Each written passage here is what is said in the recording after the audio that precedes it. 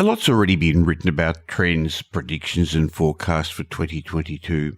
In fact, I've conducted a number of podcasts and my guests and I have shared our thoughts on what's ahead. And today I'm going to be chatting with leading demographer and futurist Simon Kuestenmacher about the demographic, the social and economic trends that are going to shape 2022. Of course, this is the type of information property investors, business people and entrepreneurs need to understand to make better informed decisions. And of course, I'm going to be sharing my popular mindset message with you. So welcome to today's show. Welcome to the Michael Yardney podcast, where twice each week you will learn a number of new ideas regarding success, property investment and money in around 30 minutes. Our show is brought to you by Metropole, who specialise in helping you grow, protect and pass on your wealth through strategic property and wealth advice. Now here's your host, Michael Yardney, Australia's authority in wealth creation through property, who has been voted one of Australia's top 50 most influential thought leaders.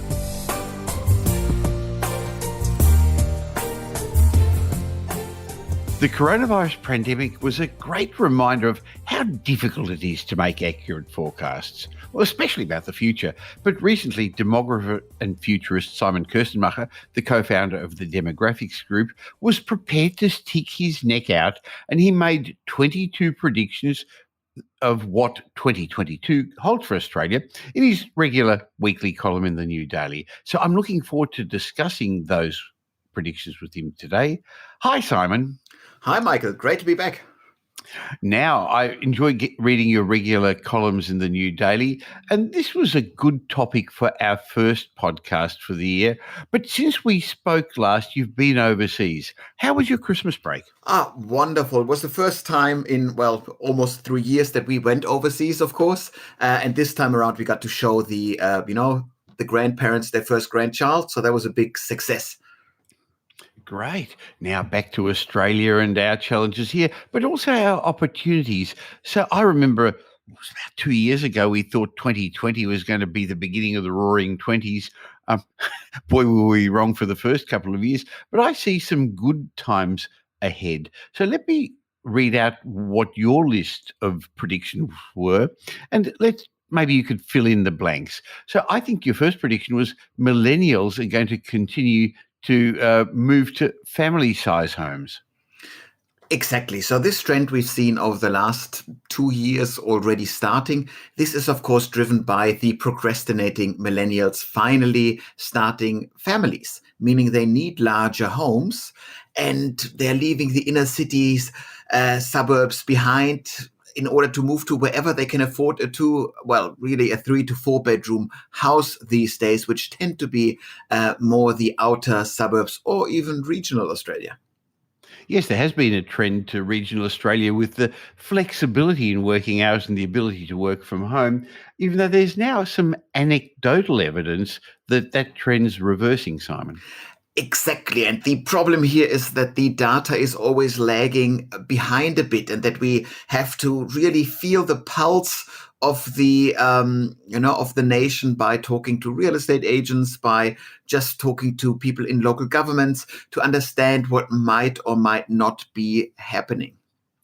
Well, if 20,000, 25,000 people leave Melbourne or Sydney, it really doesn't affect the bulk of the other close to 5 million people, but it will make a difference if 200, 300 people come to each small regional town. So one of your other trends that you saw happening was that the decentralisation of our population could put some challenges onto local governments in the regional Australia. Exactly. As you mentioned, usually a small regional town that might be in the, commuting distance of a big CBD, they might get a couple of hundreds of migrants or internal migrants every year. And if this goes up by 200-300 people more than expected, all of a sudden the rental market, the housing market overall isn't prepared for this. And so prices go up. That isn't as dramatic for the newcomers because they are used to inner city prices. They have inner city incomes. That's not a problem. But it is a particularly big problem for the low income locals that might, want to move out of their parents' home or whose rents go up. So once again, it is the poorest people that suffer most from a new development. Now, there's been lots of talk about what's going to happen. Is the work from home trend going to continue on? And it seems that a trend, I think most of us agree, is that this hybrid work situation is going to continue on moving forward. Yeah, so that's the prediction that I felt very comfortable in making, is that we are in the time of hybrid work, not in the working from home environment exclusively.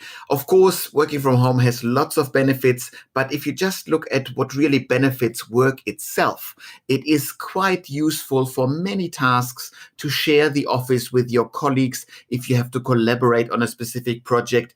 And therefore, you are better off in the office at least some of the days. That means you probably want to stay somewhat in commutable distance to your office still.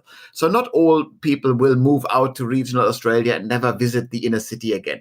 They will visit the inner city less frequently than they've done before, but they will still visit it, which means from a property perspective that everything that is in the commutable distance from the CBD becomes or remains very attractive, and the areas out there, outside of this circle, they will not benefit as much. That makes sense. But overall, we had a crazy year in property in 2021, a once in a lifetime, once in a generational boom, and that's starting to settle down. But I'm pleased to hear that you also believe house prices are going to continue to rise this year, but more slowly. Yes, absolutely. So the idea is that you still have the big millennial generation starting their families, therefore needing family-sized homes.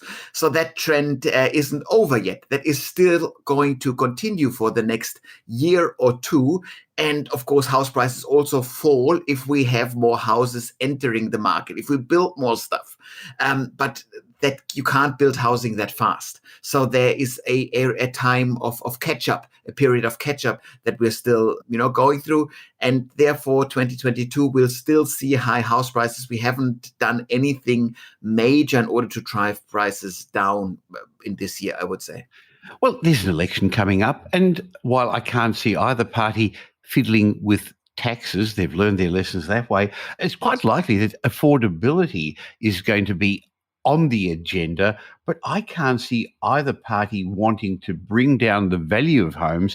While it's always hard for young people to get into the market, they don't want to get those people, 70% of Australians who own their own home, even if they've got a mortgage against it, they don't want to get them offside by lowering the value of your or my home.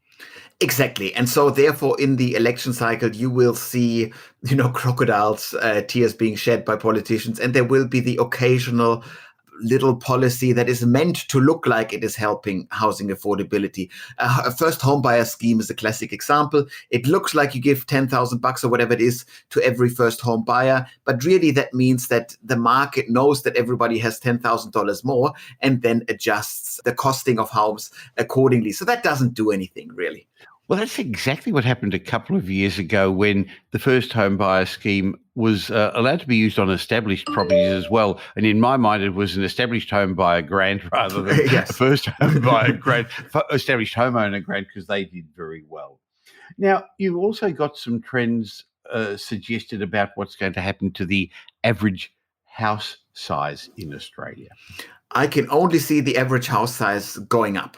That has to do, first and foremost, I'm mentioning it again, millennials moving out of 1 or 2 bedroom apartments in larger homes. So you have more people needing larger homes. The existing housing stock that is currently occupied by empty nester baby boomers, they're not downsizing yet. They are a decade away from downsizing their homes or thereabouts. So you have a demand for larger homes as is. On top of this, you have the increased demand for an extra study in houses for many people. People who work from home at least occasionally, they need a room with a door to keep the kids and the cats out of the meetings. So they will see larger homes. So the narrative that we've seen a couple of years ago where we said, maybe the Australian homes are shrinking, we're becoming more of a apartment nation, that was actually largely driven just by demographics, because the largest generation, the millennials, were in the renting phase of the life cycle and therefore needed smaller properties. That is now shifting in the exact opposite direction. Well, it's interesting that in the past, if people needed larger homes, they'd often renovate, build out, build up. But at the moment, with rising building costs and the real difficulty of getting builders and tradespeople, I'm hearing some anecdotal evidence that people are deciding, hey, I'm not going to renovate. I'm just going to buy a new home. My home's got up in value. I've got extra equity. What's out there? So that's also moving the property markets. Absolutely. And I think the trading shortage is a beautiful example of an unexpected event. You always took it for granted that you can just, upgrade your home if you have the dollars available. But, okay, so first and foremost, it gets expensive because building materials go up in price. But even if you're cashed up, for many people, you can't just add to your home if you don't have the workforce available to do so. So again, who would have predicted this a couple of years ago? But it really shows the importance or the opportunities, if you will, that are out there for skilled builders who offer a decent renovation package. The market is there. Yeah, it's the materials and trades that are having difficulty supplying the demand. Now, we're cocooning more, we're staying at home more. We are going to slowly want to get out, but we've spent a lot of time and money and effort improving our homes, haven't we, Simon? Oh, absolutely. So my prediction here is that one of the big segments of the market that benefits from this are the Bunnings, the Barbecue Galores, the Harvey Normans, because we are cocooning. We spend more time at home. So therefore, we might as well upgrade the home. Functions that were used to take place outside of the home are now more frequently taking place inside of the home. Entertainment, eating. These were places that took place outside the home. They're now back in the home. For example, many people also built a home gym. They took the exercising, out of the gym into the home. We'll see how this continues, or maybe you will see, very cheap barbells for sale on Gumtree very soon. Only used once. Only used once. That's right. Now, I know your firm does a lot of consulting to big businesses, to companies, to government authorities. And so you spend a lot of time looking at demographics and marketing and how it will affect different segments. And one of your trends was that you can't apply the same rule to everybody. One size doesn't fit all. What do you mean by that? Before the pandemic, we could roughly say markets in all Australian cities kind of work the same way. But now we had 2 intense years that looked very different in different cities. A city like Perth was always open and free, at least for the locals that could get in, where a city like Melbourne was locked down for most of this time. That means the consumer behavior, the outlook on life was impacted quite differently in those two populations. And therefore, this should trickle down to consumer behavior. I would expect that Melburnians got much more used to working from home than people in other capital cities. So therefore, if I look into my crystal ball, I would say in the future, you will see higher working from home rates in Melbourne than in the other cities, which then again means Melburnians buy their coffees more in local suburbs rather than in the inner city, and so on. There are many flow-on effects from this, which means from a marketing perspective, you need to be more carefully looking at, who you're targeting. The same, of course, is the case for retail. You want to have a very specific localized lens on things from now on. Similarly, it didn't affect us all the same way. Different socioeconomic groups were affected differently. The poorer workers actually suffered more, didn't they? While many Australians are much wealthier at the end of the year than they were at the beginning of last year. Oh, absolutely. While it first looks like we all, went through this in the same boat through this pandemic, that didn't really happen. I'm sure we all had to follow the same lockdown rules, but it was the low-skilled, low-income workers that were more likely to lose their jobs, to then, not have an income for a while or just rely on subsidies from the government. And the top jobs, the highly skilled knowledge jobs, they even added jobs. There weren't any losses in the high segment of the market. That was all just fine because jobs that could be done remotely on a laptop, they could grow. They weren't impacted.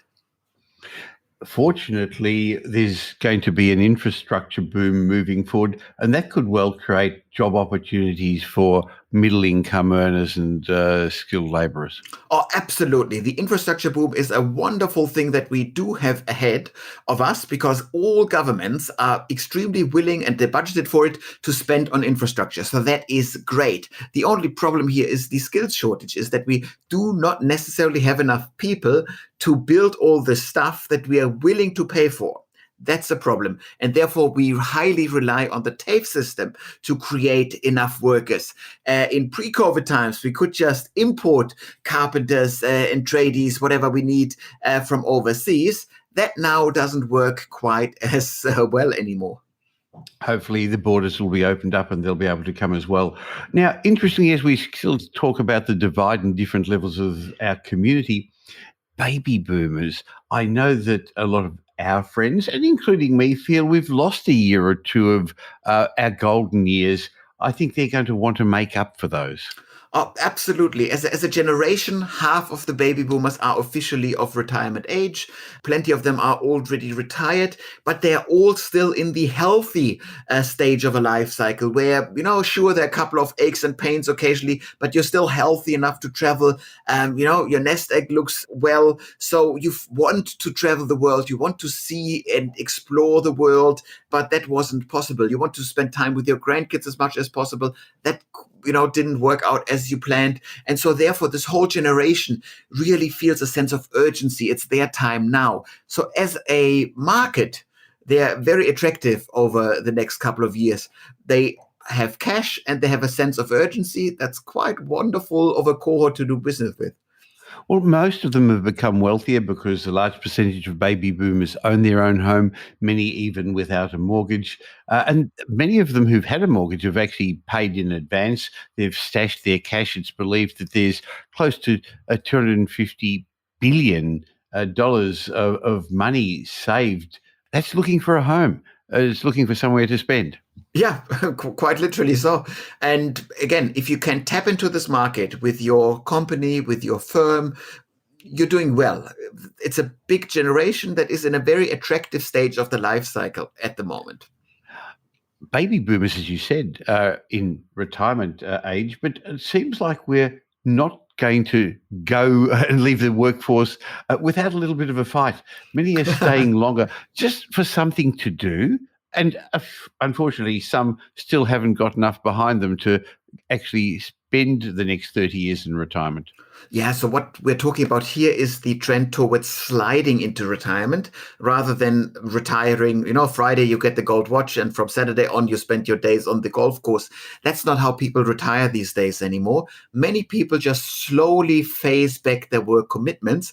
They scale their work hours back to 3 to 4 days per week, spend a bit longer in their holidays or something like this, but they still stay connected to work. And that is possible because more baby boomers do hold knowledge jobs where, they're not relying on their muscles and on their backs to actually earn an income. Whereas, after 40 years of working in a trade, it is actually time to retire just from a health perspective. But that's not the case for knowledge workers. Having said that, the Gen Xers are moving up in the workforce and taking more leadership roles, Simon. Absolutely. That is predictable, as day and night. It's very easy to forecast that one. So the Gen Xers, they are now taking over from the baby boomers, the top leadership positions. We are already in a position where all premiers and the prime minister are Gen Xers. They are in the top leadership positions. What this means is that the Gen Xer values, they will be amplified. They're even more important. So this is a generation that is obsessed with work-life balance and with gender equality. So those two issues will be driven from top. So the top leadership positions, they will focus on these as the strategic and policy directions. So that's wonderful. But it also means that, a big topic like climate change, that is not on their agenda as a generation. That is coming from the younger generation. So the climate change sustainability movement, for example, remains a grassroots movement, whereas gender equality is a top level issue over the next couple of years. I still find it fascinating how different generations have different values, but it's very clear. And if you're a marketer, if you're in business, I guess if you're a politician, as you said a moment ago, it's really important to understand these. Oh, absolutely. And we are, of course, putting all of the Gen Xers into a single bucket. But overall, as a societal trend, there's an awful lot of truth in this. So I don't want to say there are no Gen Xers that care about the environment or anything like this. That'd be oversimplifying the issue. But we show broad directional shifts that are occurring in society. And that's where generational research is really, really helpful. Now, we're living longer. The healthcare sector is going to be booming moving forward.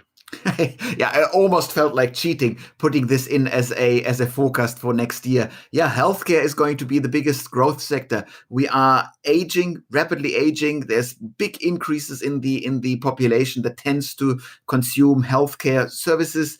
It's a safe bet to invest into anything related to healthcare, but it also means that government needs to be aware of this, that we do need to create enough nurses, that we do need to import enough doctors if we can't create them all onshore, for example.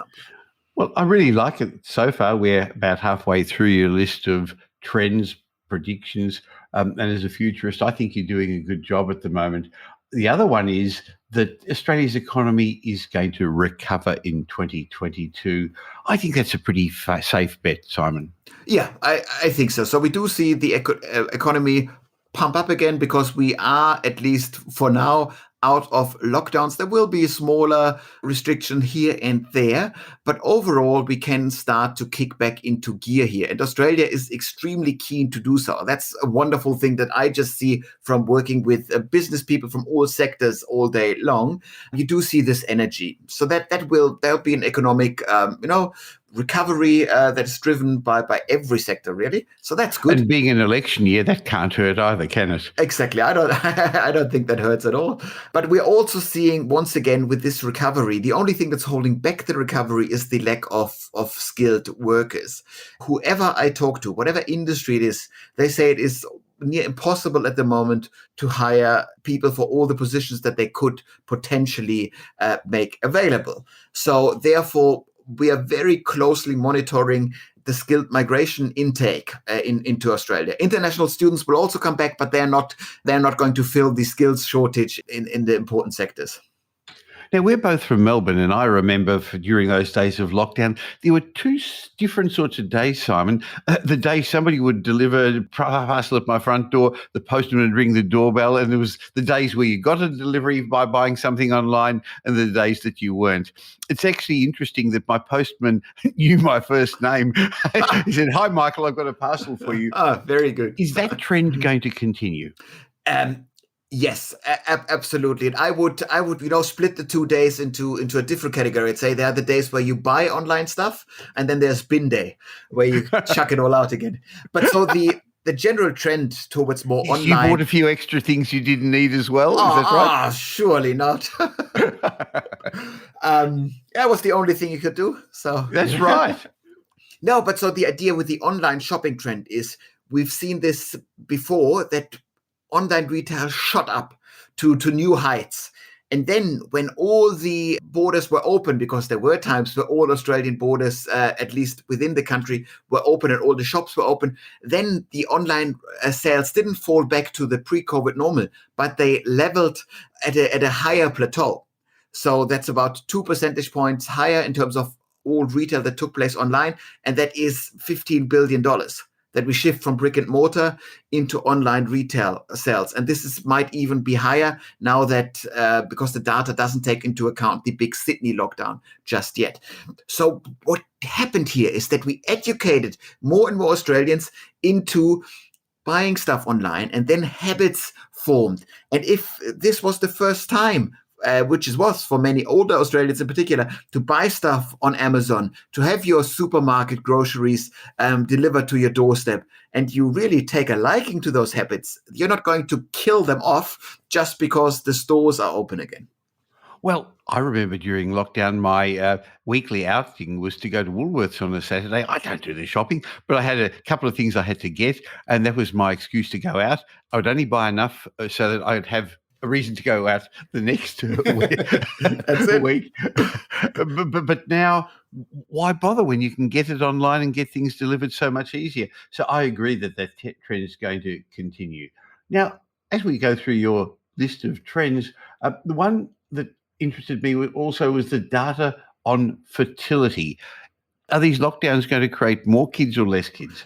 Yeah, well, at the start of the pandemic, there were lots of little articles written. Now that we'll see a lockdown, which was meant to be just the only lockdown, we'll see a corona baby boom 9 months later. And nothing could have been further from the truth. And as a demographer, this doesn't come as a surprise at all, because in times of economic uncertainty, in times of historic pandemics, there were always fewer rather than more births. So when you're not sure about what the future holds, the last thing that you want to do is add another very expensive human being to your world. But so I do think, and there's no data proof for this, but I do think that this particularly impacts second and third children more than first children. I think the millennials that wanted to have kids anyways with their partner, they still went ahead. But it's more difficult when you add the second or third kid. Plus, after homeschooling 2 kids, I think you're really over and done with it. And following on with this, you made a suggestion about what women are going to do about returning to work. Yeah, so we are seeing, this is the continuation of an existing trend, is that more and more women return to work sooner after childbirth, and that they return to work full-time rather than part-time. So that massively drives up the demand for childcare, which is, funnily enough, a boom sector despite having fewer births. So isn't it interesting? You go down any main road and you see a new childcare centre popping up, don't you? Yeah, and it makes sense if you see the workforce participation rate of women over the last decades. That's huge. Women are already outperforming men on all levels of education. That means they're now the more highly qualified sex. So that means just, if work was perfectly fair, women should out-earn men monetarily. That's not quite happening for a couple of reasons, but we are slowly going to see more and more couples, not as a majority, but more and more couples where the wife is the higher income earner. And that then creates all kinds of social dynamics that need to be played out in terms of who's taking care of the children, how do you split work within the household. All those things are being reinvented right now as we speak, as Australians all over the continent are trying to figure out how to, live in this new world. It is a new world. I wonder what the world is going to think of Australia and how we handle COVID. We know that there are some things that went wrong, some things that could have and should have been done differently. And we're not sure that we're over it all, but it sounds like we're over the worst of it. But how do we measure up? What do others think of us? Yeah, so when we Australians talk about, and any nation really does this, when you talk about your leaders, your politicians handling a crisis, we're quite quick to criticize them very harshly and say they screwed up this, too much lockdowns, not enough lockdowns, whatever camp you're in. But the world will not be worried about this. The world will judge Australia based on 2 very simple data sets. The first one is deaths per million residents. How many people died? In Australia, about 40 times fewer people died than in the US. So we handled this so much better than the US, so much better than Europe. We've done a fantastic job. The Kiwis did an even better job on this measurement. So the world will view this in a positive light. The other measure will be the vaccination rate. This means how willing was the population to go along with this trend.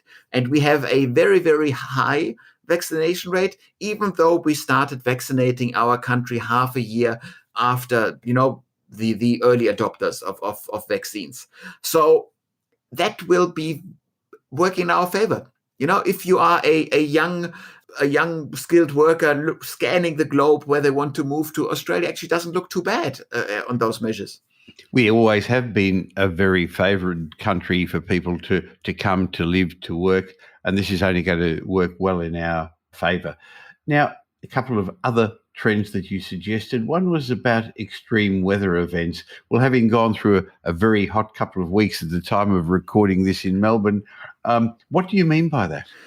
This is just simple statistic likelihoods that by now, because the globe is warming, we will see more hot extreme weather events. Means statistically more bushfires, more whatever could be. This doesn't mean that this will happen in 2022. But it means that it is statistically more likely. So this prediction of more extreme weather events, I can put into, next year's forecast as well. I can put this into any forecast. The problem each year, Simon, is you've got to come up with one more forecast. Next year, we're going to talk about 23 trends for 2023. That's it. Yeah, I'm really, really afraid of what I'll do in 30 years' time with those forecasts. Okay, so there are going to be some weather changes. That actually is an interesting trend that property investors need to understand as well, because there will be some areas of Australia that will become uninsurable. They already are trending that way, especially far north Queensland. And these two areas that insurance companies are a bit concerned about, the monsoons and also bushfires. Oh, absolutely. So you already see this. Lots of local government areas have on their websites, have interactive maps that show the bushfire risk, bushfire likelihood in their local neighborhoods. That's an interesting thing to look at. Particularly if you're in the Blue Mountains or something like this, attractive areas that might be at risk. So that's one element. There are certain areas, and then they become uninsurable. So you take a massive risk. If your home is your biggest investment, which it is for most people, you wouldn't want to take this. So that's the extreme case. There's Queensland, Southeast Queensland, where saying there will, or my friends at the Bureau of Meteorology, they say there will eventually be a big fat monsoon that is going to hurt the area extremely badly. We're not sure when this will happen, but it will happen. In theory, at least, all the damage could be prevented with really strict building codes. I'm not the expert on what would need to be done there, but that's what the experts say, is that we could actually fix those problems way ahead if we adjust our building codes. So as an investor, I would, probably be on the front foot here and want to make sure that I build housing that could actually withstand the relevant extreme weather conditions in whatever my area is. But the extreme weather events even go further. It doesn't need to be as extreme as your house being burned down or being washed away. We are building houses that are not suitable for hotter climates. We've seen in Western Sydney, we've seen lots of houses that are too close together. We're creating and no gardens, black roofs. We're just heating up suburbs. Those suburbs can't cool down after a couple of hot days. It's impossible. So we're making those suburbs, which happens to be the suburbs where the poorer part of the population lives, we make them miserable places, and then extremely expensive places to cool down in hot summer times, which people then will just not do because it is too expensive for them. So we are really creating a climate underclass in our capital cities, which is not a smart move. And once again, lots of those things could more easily be prevented through building regulations, roof colors, make sure enough greenery is around the house, make roads in neighborhoods as narrow as possible with greenery so that you don't get this heat island effect. There are things out there that could be done, but they need to be regulated. As an individual home investor, you won't decide the width of your street. Unfortunately, many of those come at a cost, and that increases the cost of housing, which already is an issue. Now, one of the changes that's occurred, brought forward, I guess, is the use of digital services. We all now are doing things on Zoom. We're used to QR codes. Older people are getting to download apps. Smartphones are getting even smarter. They know what I want to do next and tell me what I should be doing, or they tell me where I'm about to go. Have you noticed that? You get in the car and it actually tells you where you're going. Recently, I found that it's actually asking me if I've got an appointment, if I need to set aside travel time and prepare. Apple are getting very smart with that. So older generations are demanding these sort of services as well.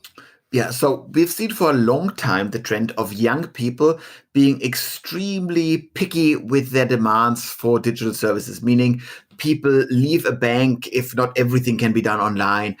Consumers want fast, convenient online service. But this was largely the domain of the young, of people that work, at least in a work context, with software. But now, during the pandemic, a whole new class of Australians, meaning the older Australians that had smartphones, but they just used it as a phone to call their kids or whatever, because the kids set up everything for them. But they now learned to download an app. So maybe this pointless COVID safe app was good for something after all, because it educated people to download it. I'm quite serious about this. There might have been a positive side effect. And of course, people use QR codes. So all of a sudden you have the whole consumer base of Australia being able to use a QR code. It's a small thing, but it is something that you now can use as a business for your benefit if you find a smart way. At the same time, people didn't like handling cash, handing over cash. Is this the death of the wallet, Simon? I think so. I think you can spend this year, 2022, without a wallet, without ever running into a problem. We are not quite there yet with completely digital IDs, so that's still a bit away. But last year, I got so used through the lockdowns, I only needed a wallet to pay. So just did this with my phone. So I never took my wallet, never.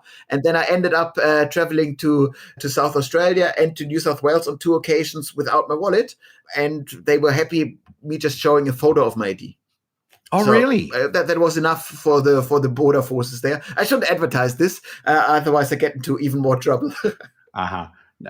Well, I found that just for the rental cars, you need your wallet. But other than that, it's your phone or now your watch in many ways too, isn't it? Yeah. Definitely. Okay. 2 more trends, predictions, forecasts for 2022. You believe that migration is going to return this year? Absolutely. Yep. So Australia is so keen to let people back in. We're already seeing loosening of border restrictions, and they're trying to play this, one bit at a time. You don't want to risk too much, but this is exactly where the trend is going. We won't see pre-pandemic levels of migration just yet, but if this is somehow manageable, the next year, 2023, will see pre-pandemic levels of migration, just because the demand for workers is there, the demand for international students is there, even though we might have occasional problems with the Chinese government. All the other markets that send international students to Australia are still desperate for English-speaking university-level education. Our unis are keen to get those guys in. So really, there is no stopping this trend. Okay. One last trend or prediction for 2022. What will your last one be? I'm claiming that we will remain an optimistic and forward-looking people in Australia. Despite all the bad things that we might have gone through as a people, that doesn't stop the Australians. This is me as a German migrant speaking here. Australians are extremely good at shaking off problems and just, whatever. So the farm got burnt down. We're rebuilding. This is somehow in the DNA of the Australian people. This is really what makes Australia Australia, is this whole thing. Bad things happen, but who cares? We get up again and we rebuild. We carry on. Well, let me throw one in for 2022 then, and that is there will still be the negative Nellies and the people telling us about the cliffs we're going to fall off and that Armageddon's going to happen. And so I believe that's going to continue on, but I hope that your last one is going to prevail. And I'm sure it will. Australians are very resilient people. Look what we got through, and the best is yet to come, isn't it, Simon? Oh, absolutely. This is always part of the whole game. If you had to choose any point in history where you want to live, you'd always choose the present day. We live in great times. We have fantastic medical services. There's a pandemic. We still manage to be healthy. We might be annoyed by lockdowns or whatever, but we managed it extremely well. And we are going to get out of this just fine.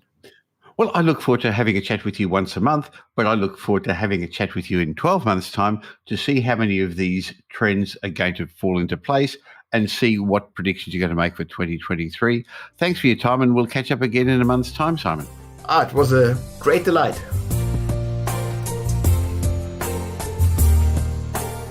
I hope you enjoyed my chat with Simon. And before I share my mindset message with you, I'd like to inform you that Simon's going to be at Wealth Retreat 2022 that we're going to hold on the Gold Coast between April 2nd and 6th. Now, if you're already a successful business person, entrepreneur, investor, you really must join us, because I've gathered a leading faculty of wealth creation, property, tax, business, accounting, finance, and stock market experts to join us, including Simon Kuestenmacher. And if you enjoyed this, imagine having breakfast, lunch or dinner with him, spending 5 days with him and me and the faculty to take your investment, your business, your life to the next level.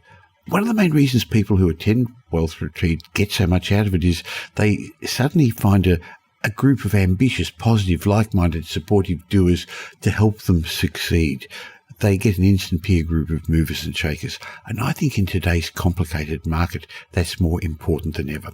So go to wealthretreat.com.au, find out about it, leave your expression of interest. And I speak to everybody who joins us at Wealth Retreat to make sure it's going to work for you. Now, don't count yourself out. But Wealth Retreat isn't a normal property seminar. We tend to talk a lot about property at the seminar. And when you have breakfast, lunch or dinner, we all talk about it. You can grab the directors of Metropole to talk as much about your own property requirements as you need, but it's the opportunity for already successful investors, business people, entrepreneurs to get together, to learn, to network, to mastermind in the environment of abundance and achievement that makes it work. So different from doing it on Zoom or on the internet. It'll be nice to get into a room of well-read, aspiring people. By the way, if you're still beginning, don't count yourself out, because we always allow a few beginning investors or those who are not as far along the journey to join us, because this is their apprenticeship to get to the next level. Go to wealthretreat.com.au, find out all about it. I look forward to being part of your wealth creation journey, and in particular having the one-on-one chat I have with everybody after Wealth Retreat to make sure they implement all the information they get. Now here's Michael's mindset message. Remember, a change in your thinking will lead to a change in your life. I've got a short mindset message for you today, but don't let its brevity fool you, because I want to explain to you that you should expect failure, because when you do, fear loses its power over you. I found that one of the biggest things holding people back from their pursuit of success in all areas of their life is that they fear failure.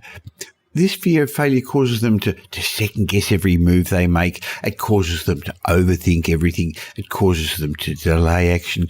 And we know that overthinking and procrastination is born out of this fear of failure. On the other hand, those who succeed in life, they don't think they're going to fail. They know it.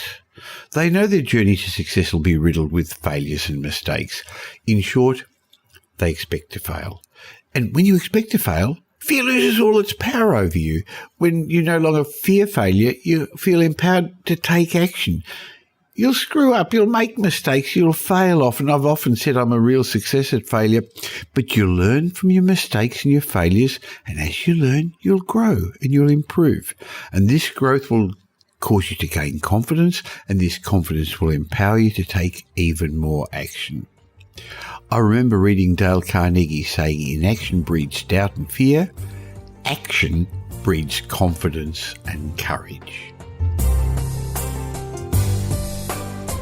Well, I hope you got some ideas from my chat with Simon Kuestenmacher today about the trends, the fads, what's going to change in 2022, the things that you need to understand to be a more successful investor and business person. And if you did get some benefit and you know somebody else who'd get some benefit, please do them a favour and do me a favour and help me in my quest to make as many people as financially fluent as possible by telling them about the Michael Yardney podcast.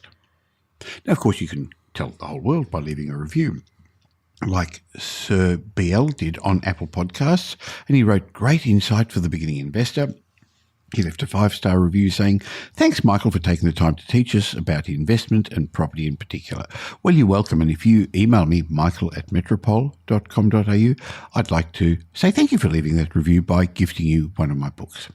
I'll be back again real soon, but you can catch me in between these twice-weekly shows. Just look for me on social media, Michael Yardney, or join our private Facebook group. Look for the Property Update private Facebook group. I'll be back again real soon. In the meantime, have a great week. Make it a great week. Thanks for listening to this episode of the Michael Yardney podcast, which was brought to you by Metropole, who help their clients grow, protect and pass on their wealth through strategic property and wealth advice. If you like what you heard and don't already subscribe, you'll find us on iTunes or on your favourite Android app as the Michael Yardney podcast. Watch out for our next show, which comes to you twice a week, and you'll learn some new ideas about property investment, success and money in around 30 minutes.